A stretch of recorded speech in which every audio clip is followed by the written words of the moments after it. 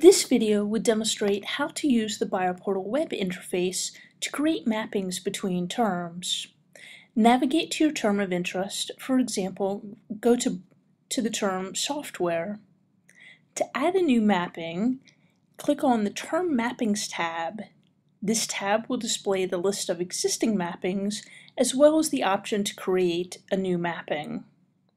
To create a new mapping, click on the Create New Mapping button. If you're not already logged in, you will be prompted to log in. The Map From panel will display the term highlighted in the tree navigation hierarchy.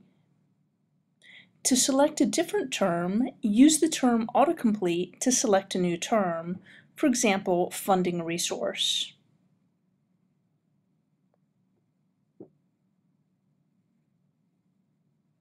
The right-hand panel will display the Map To term details. First, select the ontology to map to, for example, Eagle Eye.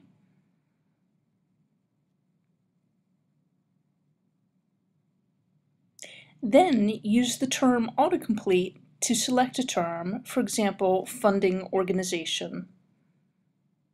The type of mapping can be selected from the advanced options.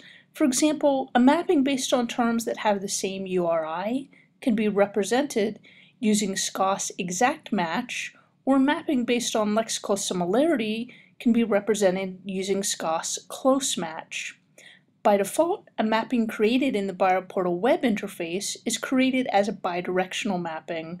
To create a unidirectional mapping, uncheck the box Add Inverse Mapping. Finally, hit the Create Mapping button.